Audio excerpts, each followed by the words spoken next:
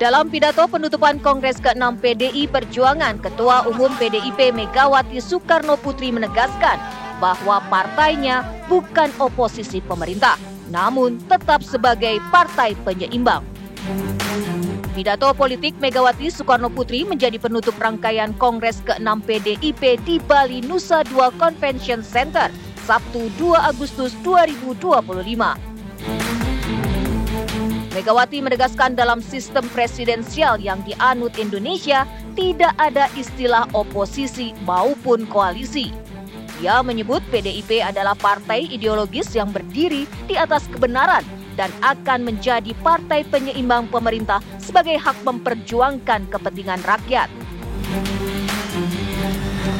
Oleh karena itu, PDI Perjuangan tidak memosisikan sebagai oposisi dan juga tidak semata-mata membangun koalisi kekuasaan. Kita adalah partai ideologis yang berdiri di atas kebenaran, berpihak pada rakyat, dan bersikap tegas sebagai partai penyeimbang demi menjaga arah pembangunan nasional tetap berada dalam rel konstitusi dan kepentingan rakyat banyak. Kita akan mendukung setiap kebijakan pemerintah yang berpihak pada rakyat, namun kita juga akan bersuara lantang dan bertindak tegas terhadap setiap penyimpangan dari nilai-nilai Pancasila, keadilan sosial, dan amanat penderitaan, dan saya tambahkan hukum yang berkeadilan. Apa makna yang disampaikan Ketua Umum Partai PDI Perjuangan ini? Apakah PDIP malu-malu akan masuk koalisi pemerintahan? Atau ini sebagai rasa terima kasih PDIP atas sikap baik pemerintah Prabowo Subianto terhadap Sekjen PDIP Hasto Kristianto?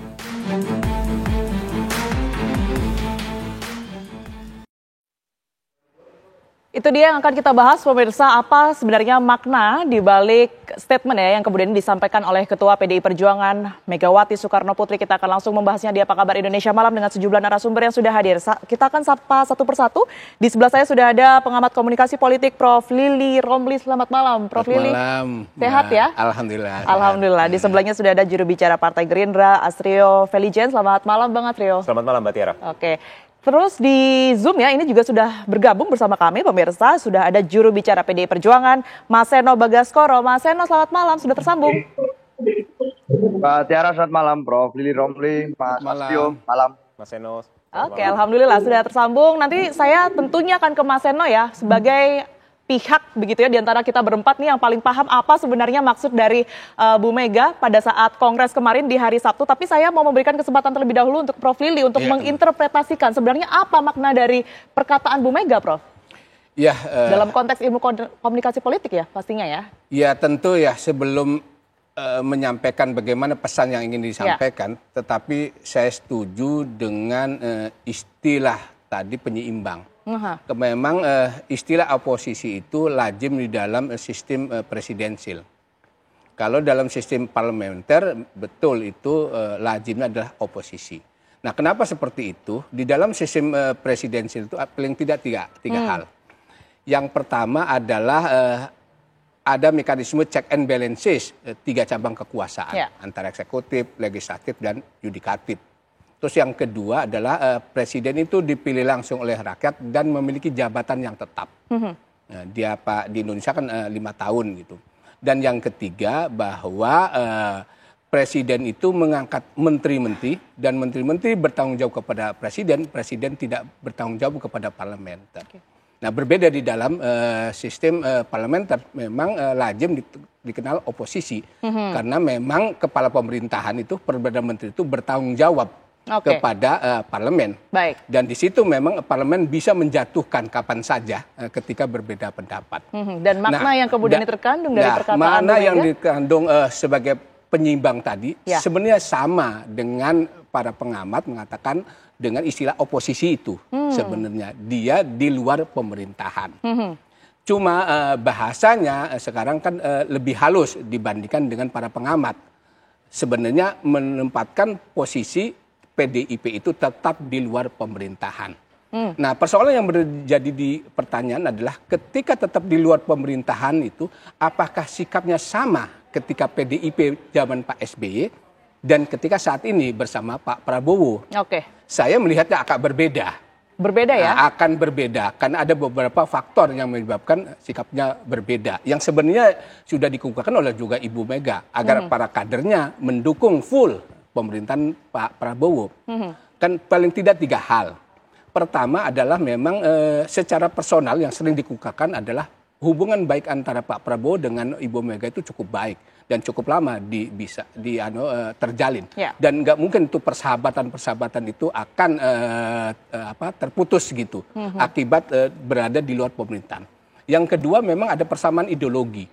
Kan masing-masing berpihak kepada baik Gerindra maupun PDIP itu cenderung berpihak kepada kepentingan rakyat banyak, wong cilik.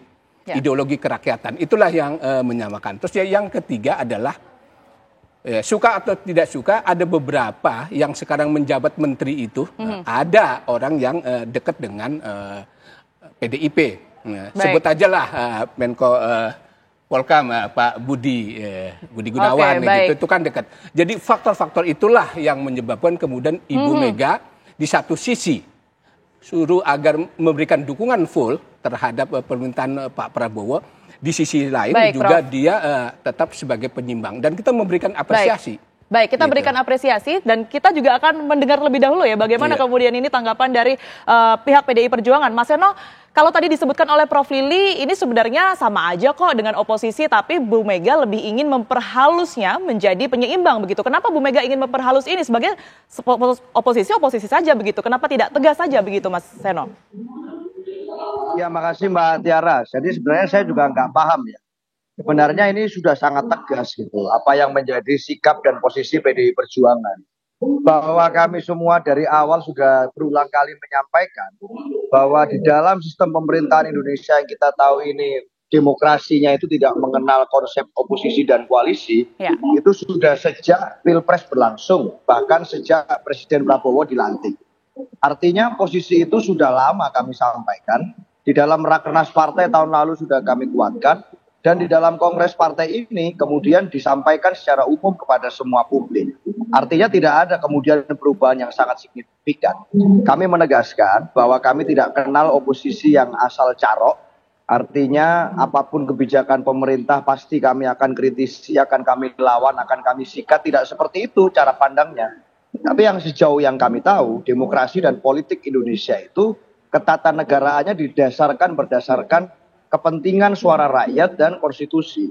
Jika pemerintah kira-kira menyimpang dari konstitusi, maka menjadi kewajiban kami sebagai partai politik untuk mengingatkan itu melalui peran-peran yang kami miliki. Kebetulan PDI Perjuangan di dalam pemilu kemarin diamanatkan rakyat menjadi partai pemenang pemilu legislatif, sehingga punya suara yang cukup signifikan di DPR. Lalu di berbagai daerah kami juga berhasil dipercaya rakyat untuk menjadi kepala dan wakil kepala daerah di banyak sekali tempat. Nah, konteks dukungan yang kami katakan berulang kali soal kepada pemerintah Pak Prabowo, itu bukan dukungan dalam arti pasrah bongkoan gitu ya, total 100%. Kiri ikut kiri, kanan ikut kanan, bukan seperti itu dukungan yang baik. Justru sahabat teman yang baik, itu pada saat ada yang kemudian menyimpang, ada yang perlu diingatkan, itu tidak ada beban untuk kemudian menyampaikan masukan yang konstruktif. Nah, peran itulah yang kami buat diksinya, yaitu sebagai partai penyeimbang, sebagai equalizer gitu. Tidak kemudian sekonyong-konyong semuanya didukung, masuk ke dalam kemudian kabinet atau ke dalam pemerintah, tidak juga kemudian mengambil jarak dan menjadi quote unquote yang dikatakan orang-orang itu dengan istilah misalnya oposisi. Tidak seperti itu logika politik Indonesia. Jadi poinnya kami tetap konsisten dengan apa yang kami sampaikan pada saat Rakernas dan pasca pelantikan presiden. Itu Mbak.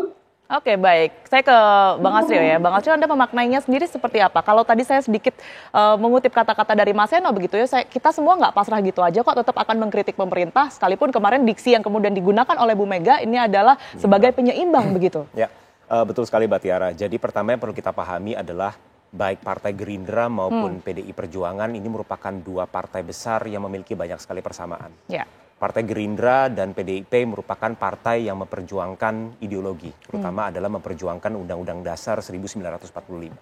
Partai Gerindra dan PDIP juga sama-sama berorientasi kepada memperjuangkan kepentingan bangsa dan kepentingan rakyat.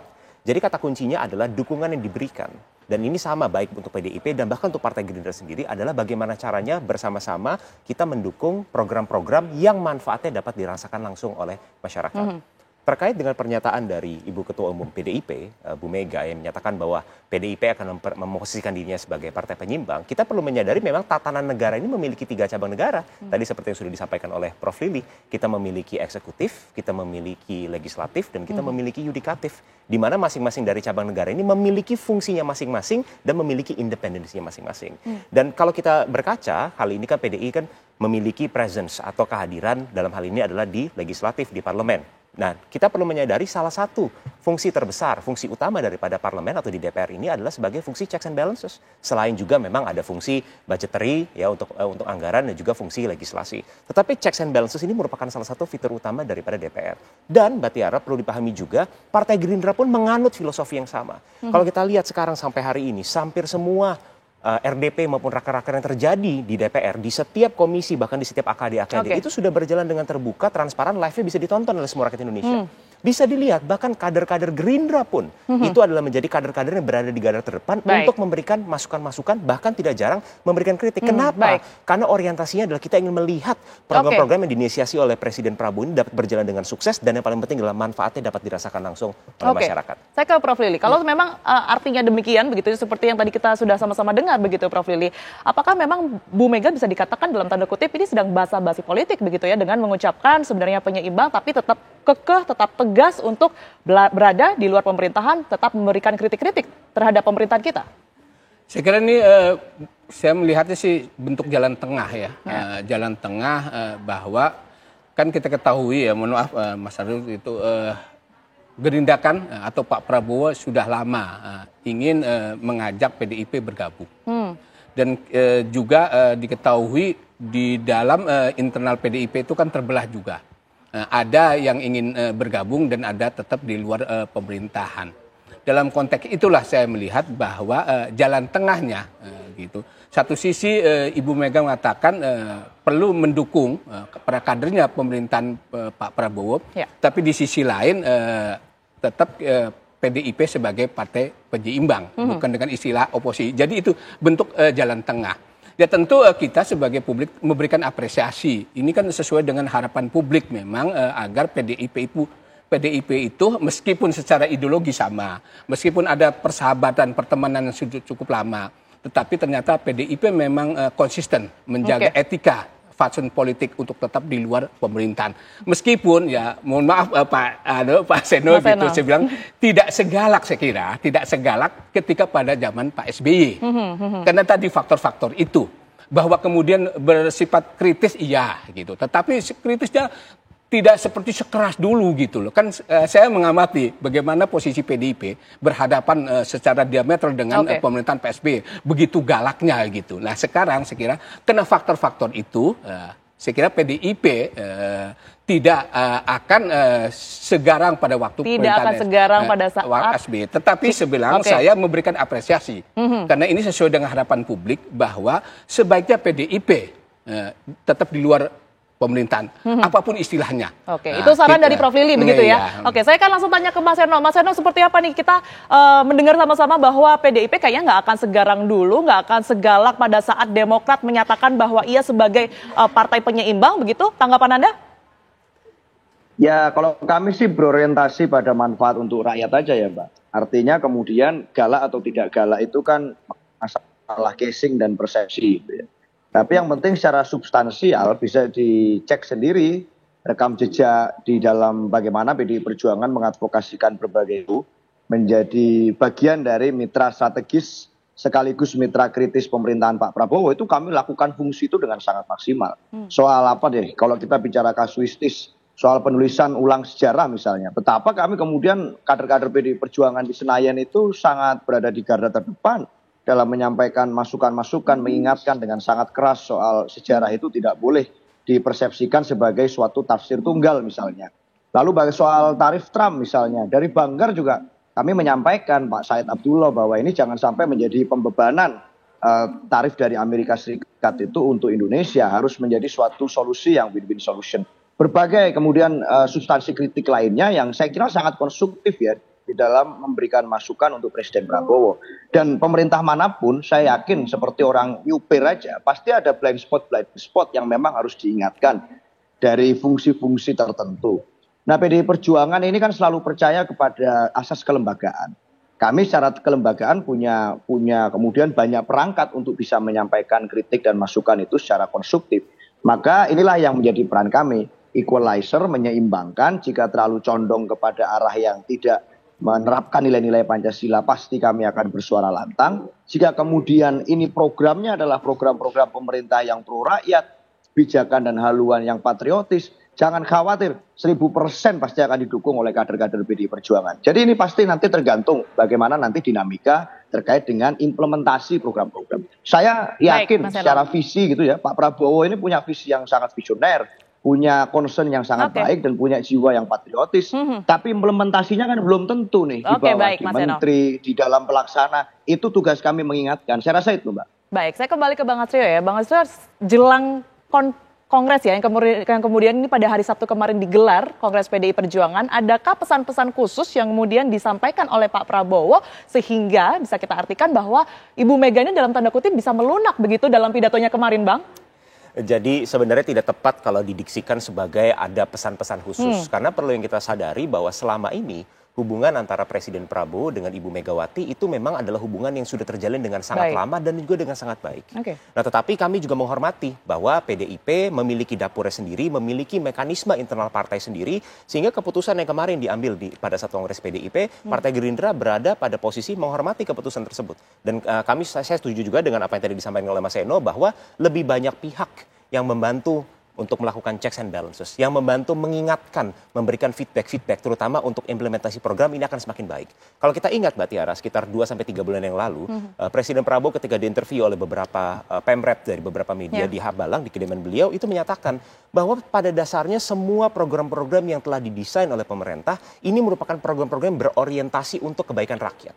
Untuk memperjuangkan bukan hanya pertumbuhan ekonomi, tapi pemerataan ekonomi juga. Tetapi saat ini kuncinya adalah dieksekusi. Sehingga eksekusinya harus dijaga betul dengan baik, dan salah satu partai yang paling getol, yang paling berada di garda terdepan untuk memastikan bahwa program ini tereksekusi dengan baik adalah Partai Gerindra sendiri melalui instrumen yang berada di DPR RI, mengingatkan mitra-mitra di pemerintah bahwa program-program ini semuanya harus berjalan dengan baik dan dirasakan oleh masyarakat. Oke, saya ke Prof. Lili. Prof. Lili, sebenarnya kalau kita melihat dari semua ini, seberapa jauh nantinya dan seberapa mungkin begitu ya PDI Perjuangan ini akan meluluh atau juga melunak begitu ya, yang pada akhirnya ini bisa kita pernah berbicarakan ini bersama bahwa akan merapat ke pemerintahan begitu ya. Tapi dijawab nanti Prof. Lili, usai jeda berikut ini kami akan kembali untuk Anda pemirsa. Tetaplah di Apa Kabar Indonesia Malam. Anda kembali di Apa Kabar Indonesia Malam. Pemirsa, saya akan langsung mengarah kembali ke Prof. Lili. Prof. Lili, kalau kita tahu ya banyak publik yang kemudian ini bertanya sebenarnya seberapa mungkin PDI Perjuangan ini nantinya akan merapat ke pemerintahan. Apakah ini bentuk dari salah satu strategi Bu Mega ingin mendeklar begitu ya, bahwa sebenarnya membuka peluang kerjasama politik dengan pemerintahan Prabowo? Ya, pertama segini, kan publik sudah memberikan apresiasi dan senang, termasuk bangga bahwa Ibu Megawati sudah mendeklar PDIP akan menjadi partai penyeimbang, artinya di luar pemerintahan. Oleh karena itu janganlah publik dikecewakan lagi gitu. Karena ini udah senang nih bahwa di dalam pemerintahan itu memang perlu ada orang yang memerintah, perlu ada pengontrol, penyeimbang, dan PDIP itu sudah melakukan pilihan yang terbaik menurut saya. Ini sesuai dengan harapan publik. Nah, bagaimana ke depannya? Saya kira PDIP dan Ibu Megawati tidak akan mengecewakan harapan publik itu. Saya membacanya itu. Kalaupun ada jalan tengah ketika Gerindra dan Pak SBY itu ingin agar orang-orang PDIP suruh masuk ke dalam pemerintahan, tidak mungkin kader-kadernya. Mungkin ada orang yang berafiliasi lah. Ketika ada reshuffle mungkin kira-kira rekomendasi dari PDIP siapa ya kira-kira yang cocok. Cocok. Saya kira mungkin itu untuk jalan tengah tadi karena faktor hubungan yang baik itu. Saya sih berharap sudahlah tutup buku. Tidak ada lagi deal-deal, lobby-lobby baik dari pihak pemerintah maupun Pak Prabowo maupun dari orang-orang yang ingin bergabung itu. Bahwa Ibu Megawati sudah mendeklar PDIP akan menjadi partai penyeimbang. Terus yang kedua, saya kira bagaimana tadi jalannya kontrol yang akan dilakukan oleh PDIP ke depan. Saya tadi mengatakan, Mas Seno, bahwa tidak segalak seperti dulu itu. Saya memprediksi tidak ada lagi akan hak-hak interpelasi, hak angket yang akan dipelopori oleh PDIP. Saya kira. Jadi tetap melakukan kontrol, bersikap keras ketika ada program-program yang menyeleweng, tidak sesuai konstitusi, tetapi penggunaan hak-hak itu, ya meskipun itu bagian dari hak DPR, saya kira tidak akan muncul. Saya melihatnya ke depan itu. Karena tadi sudah dibatasi beberapa hal, persahabatan, ideologi, kesamaan program.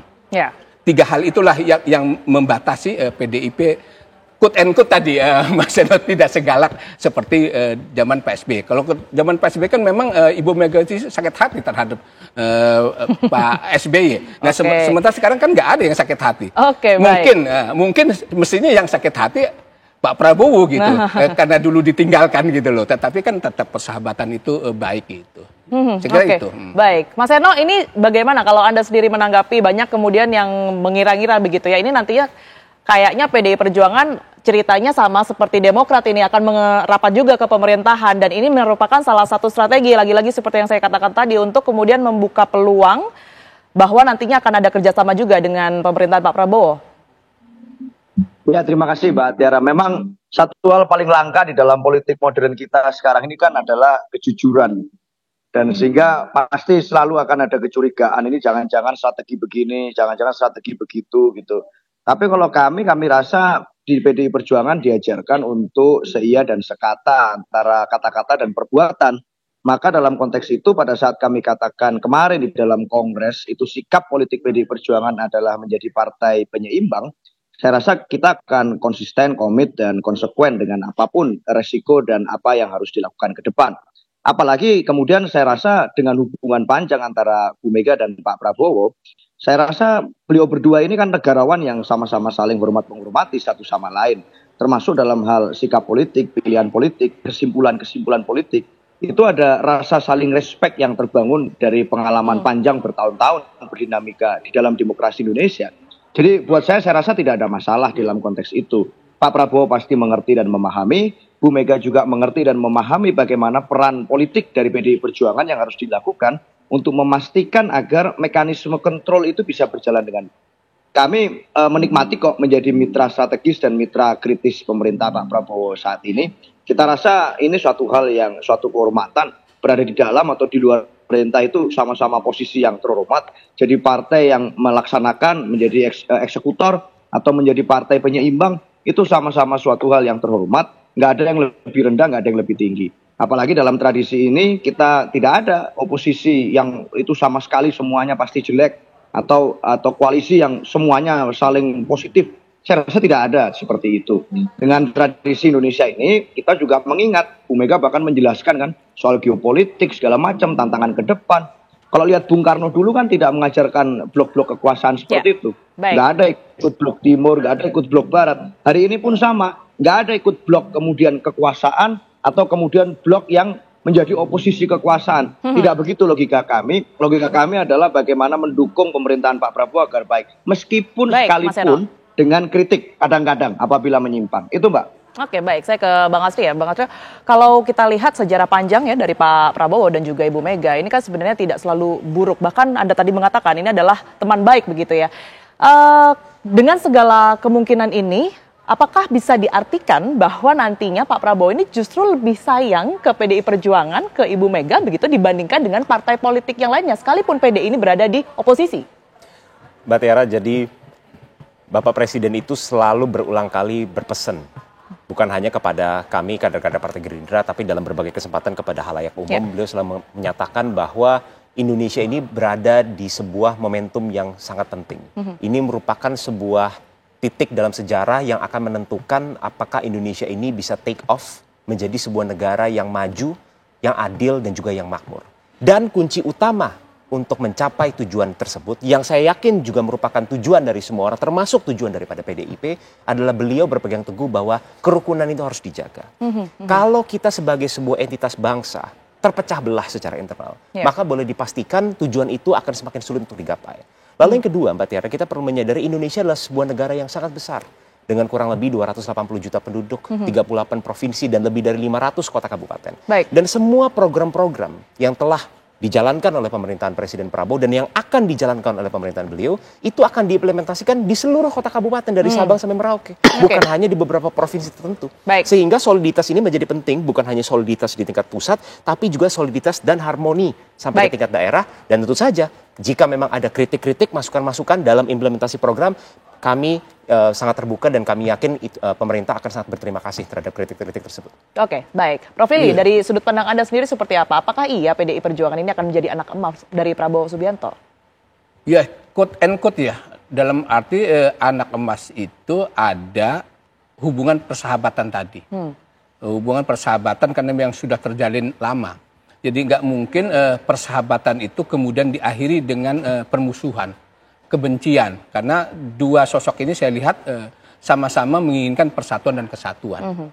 Dan oleh karena itu sekali lagi saya memberikan apresiasi, meskipun persahabatan sudah terjalin lama, Ibu Mega tetap memegang etika tadi, memegang fatsun politik. Ya sudah kalah di dalam pilpres, ya tetap berada di luar pemerintahan sebagai penyimbang. Jadi saya memberikan apresiasi, memberikan penghormatan terhadap PDIP. Ada partai-partai yang lain yang mestinya yang sudah dari awal dia katakan kami akan di luar pemerintahan ternyata masuk. Itu yang tidak baik gitu. Lebih baik sekarang saya menghormati tadi sikap pilihan politik PDIP sesuai dengan harapan publik bahwa tidak boleh semua partai itu masuk. Buat apa ada pemilu? Buat apa kita kompetisi tetapi akhirnya kemudian satu perahu yang sama. Meskipun memang dibungkus kita memiliki cita-cita yang sama, kita memiliki perjuangan sama. Nah, perjuangan, kehormatan itu kata Pak Seno tadi, bukan hanya di dalam pemerintahan, di luar pemerintahan juga berjuang, terhormat juga. Mengapa kemudian pilihan politik PDIP itu juga tidak diikuti oleh partai-partai politik yang lain? Itu yang sebenarnya publik menginginkan gitu loh. Prof, dengan partai sebesar PDI Perjuangan begitu ya, menyatakan, kita kembali ke tema kita ya Prof ya, menyatakan bahwa ia sebagai partai penyeimbang, bukan partai oposisi. Seberapa besar dampaknya dan sebenarnya kelemahan dan juga kelebihannya ini apa saja? Saya kira malah tidak ada kelemahannya, tetapi kelebihan-kelebihan. Pertama, ketika kelebihan ada di oposisi. Di luar pemerintahan. Kelebihan untuk demokrasi. Bahwa demokrasi yang sehat itu perlu ada partai yang di luar pemerintahan, dimanapun itu. Kalau semua masuk dalam pemerintahan, kita bisa selamat datang otoritarisme. Karena nggak mungkin katakan kalau di dalam itu bisa mengontrol. Nggak mungkin itu. Pasti ada sikap sungkan, sikap ewu pakewu, dan lain sebagainya. Itu saya kira kelebihannya. Terus juga kelebihan untuk PDIP. Ketika PDIP mendeklar sebagai partai penyimbang, publik akan memberikan apresiasi. Para pemilih-pemilih Kristen memberikan harapan kepada PDIP. Tentu nanti ada insentif elektoral. Karena sudah dibuktikan ketika PDIP menjadi partai penyeimbang, nah, istilah kita penyimbang bukan oposisi, pada masa Pak SBY, dia menjadi pemenang. Nah, dan saya kira ini juga meskipun mungkin tidak, karena kayak saya lihat kan kita juga harus realistis, partai pemerintah kecenderungan akan menjadi pemenang pemilu dan Gerindra diprediksi untuk pemenang pemilu juga kan untuk 2029, itu wajar karena. Nah, PDIP saya kira bisa runner up gitu loh.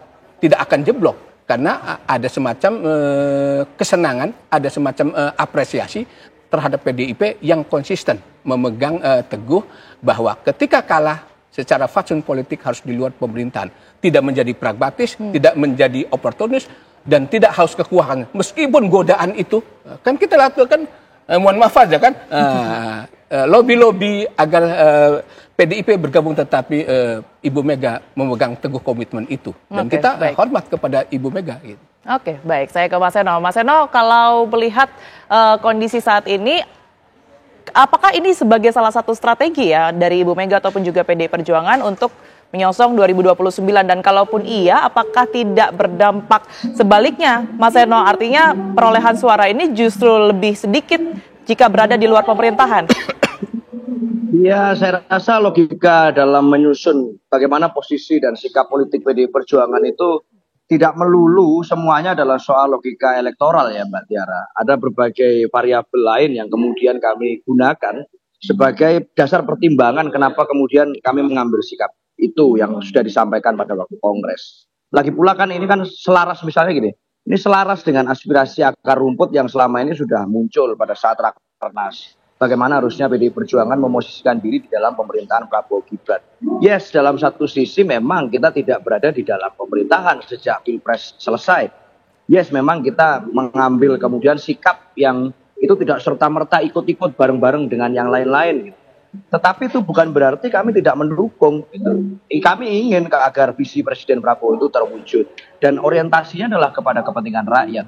Jadi bukan semata-mata itu adalah logika elektoral. Tapi justru ini adalah cara atau upaya kami untuk menginternalisasikan apa yang menjadi aspirasi dari para kader, dari simpatisan, dari para pemikir, pengamat, peneliti, soal bagaimana berbagai variabel kesehatan demokrasi kita, soal bagaimana harusnya antar partai politik dan negara berrelasi, soal kelembagaan partai, itu yang menjadi variabel, tidak selalu melulu hanya soal elektoral. Apalagi 2029, masih jauh sekali. Belanda masih jauh gitu. Jadi mikir yang sekarang saja, dan sekarang ini yang menurut kami harus menjadi prioritas perhatian adalah soal bagaimana kepentingan rakyat dilindungi, bagaimana konstitusi dijaga. Itu saja titipan kami kepada pemerintahan Presiden Prabowo. Saya rasa itu, Mbak. Oke, baik. Tanggapan Anda, Bang Alfio? Mbak Tiara, justru Partai Gerindra hari ini sama sekali tidak mau berbicara tentang 2029. Misi daripada seluruh kader-kader Partai Gerindra, mulai dari pucuk pimpinan di tingkat pusat sampai ke tingkat akar rumput di setiap daerah-daerah, hanya memiliki satu misi, yaitu adalah bagaimana caranya kita semua bahu-membahu bekerja sama mengawal dan menyukseskan seluruh daripada program-program strategis dari pemerintahan Presiden Prabowo. Kenapa ini penting, Mbak? Karena begini, kami percaya bahwa tujuan daripada partai ini didirikan adalah untuk bagaimana caranya kita membawa kesejahteraan, kemakmuran, dan keadilan bagi seluruh rakyat Indonesia. Sehingga ketika rakyat memberikan amanah kepada Presiden Prabowo untuk menjadi Presiden Republik Indonesia, maka inilah saatnya kita bekerja untuk bagaimana caranya kita menjalankan misi-misi daripada Partai Gerindra. Dan yang lebih penting adalah, Mbak Tiara, kita perlu sadari juga ujung-ujungnya yang menilai ini adalah masyarakat. Dan kita tahu betul bahwa kalau kita hanya menggunakan kalkulator elektoral, maka terkadang akan sulit untuk menjustifikasi beberapa program. Sebagai contoh, hari ini salah satu program strategis daripada pemerintahan Presiden Prabowo adalah program makan bergizi gratis. Ya memang tentu saja ada efek jangka pendeknya, yaitu adalah membangkitkan ekonomi rakyat, ekonomi daerah, terutama bagaimana cara kita menyerap hasil-hasil produksi dari petani-petani kita, dari nelayan kita dan sebagainya, dan menyerap juga tenaga kerja. Tapi salah satu tujuan utama daripada program makan bergizi gratis adalah menyiapkan sumber daya manusia Indonesia yang unggul, yang mungkin hasilnya baru kelihatan 10, 15 maupun 20 tahun yang lagi. Jadi kalau kita hanya menggunakan kacamata elektoral semata, maka otomatis kita tidak akan mungkin dapat memperjuangkan misi-misi mulia daripada program-program ini. Oke, baik. Saya ke Prof. Lili. Prof. Lili, dengan kondisi seperti yang kita bicarakan pada malam hari ini, Prof, kita ketahui bersama, apakah nantinya akan juga memantik gejolak di parlemen? Tapi dijawab nanti, Prof. Lili, kami akan kembali untuk Anda sesaat lagi, pemirsa. Ada kembali di Apa Kabar Indonesia Malam, pemirsa. Langsung saja saya ke Prof. Lili. Prof. Lili, kalau kita melihat yang saat ini tengah terjadi, begitu ya, apakah nantinya juga akan berpengaruh di ruang parlemen, Prof? Apakah ruang parlemen ini juga akan baik-baik saja ke depannya atau akan ada gejolak yang akan terjadi? Ya, saya sih berharap dinamika di parlemen itu ada. Jangan adem ayem. Yang saya takutkan adalah adem ayem itu, tidak ada dinamika. Saya sih berharap juga sikap kritis PDIP terhadap pembahasan rancangan undang-undang, pembahasan APBN dan sebagainya itu harus ditujukan. Tetap terjadi, gitu. Ya. Meskipun mungkin tidak ada istilah walkout itu, gitu. Jadi sikap kritis itu tetap disampaikan gitu. Karena bagaimanapun kan Ibu Mega sudah mengatakan harus mendukung. Ya. Jadi program-program positif itu akan full didukung oleh PDIP. Jadi dinamika itu ada, tapi tidak sekeras, saya bilang, sekeras seperti sebelum-sebelumnya. Lagi-lagi saya mau mengutip ketika zaman Pak SBY, bahwa sikap kritis itu ada, udah pasti. Karena kalau sikap kritis itu tidak ada, publik juga akan kecewa juga. Ini bagaimana sih PDIP ini, katanya sebagai penyimbang, tapi menang-menang baik kan, seperti begitu kan, diam-diam saja. Jadi pasti ada dinamika-dinamika itu, tetapi tidak sepanas seperti zaman-zaman dulu. Dan yang perlu ditekankan adalah saya kira memang parlemen itu kan sebagai alat kontrol, bukan dalam konteks untuk menjatuhkan pemerintahan. Dan saya termasuk yang tidak setuju itu. Karena kita rakyat sudah memberikan mandat untuk 5 tahun, ya 5 tahun itu. Jangan sampai diganggu di tengah jalan itu. Dulu juga saya selalu mengkritik pemerintahan SBY itu, ya jangan diganggu dalam 5 tahun itu. Nah sekarang juga jangan diganggu, bahwa Pak Prabowo tetap 5 tahun, tapi sikap kritis itu ketika undang-undang itu menyimpang dari amanah konstitusi, ya harus disikapi. Karena kalau PDIP tidak mengambil alih itu, saya yang takutkanlah ekstra parlementer. Demonstrasi, sehingga kemudian muncul tagar-tagar. Nah, oleh karena itu amanah ini diberikan ke PDIP, jangan sampai kemudian muncul tagar-tagar yang tidak baik buat jalannya pemerintahan. Oleh karena itu harus diambil alih oleh PDIP, karena itulah kekuatan formil, kekuatan sah di dalam parlemen itu untuk meluruskan jalannya pemerintahan. Jangan biarkan ekstra parlementer itu demonstrasi muncul di dalam masyarakat, karena memang itu mengganggu, karena ketidakpuasan terhadap peran parlemen untuk menjalankan fungsi kontrolnya dan pengawasannya. Saya kira itu, Mbak, itu. Oke, baik. Kalau dari Mas Endor sendiri seperti apa? Kalau kita lihat nampaknya dari Prof. Lili menyebutkan bahwa kemungkinan dinamika itu terjadi ini akan ada. Tapi tentunya kita berharap akan adem ayam begitu ya, Prof. Lili, ya, ke depannya. Dan itulah yang kemudian juga tentunya kita ketahui diinginkan pula oleh Bu Megawati Soekarno Putri. Anda melihatnya seperti apa, Mas Eno? Kan gak enak, Mbak. Kalau terlalu adem juga gak enak, gitu kan. Kalau terlalu panas itu juga gak enak. Jadi yang pas lah, bagaimana pasnya itu. Nah, kita kan sudah berulang kali menyampaikan ke publik. Bukan baru, ini bukan barang baru. Ini soal bahwa kami tidak di dalam, tapi kami mendukung. Ini bukan barang baru. Sudah berkali-kali sejak pasca pelantikan presiden, kami menyampaikan aspirasi di bawah dari para kader itu kurang lebih seperti ini. Dan ini dilembagakan melalui lembaga kongres untuk disampaikan secara resmi gitu ya, dengan istilah diksi partai penyeimbang. Tapi ini bukan barang baru. Artinya apa? Kita sudah cukup konsisten, sudah selama sekian bulan pemerintahan Pak Prabowo berjalan ini melakukan fungsi seperti ini.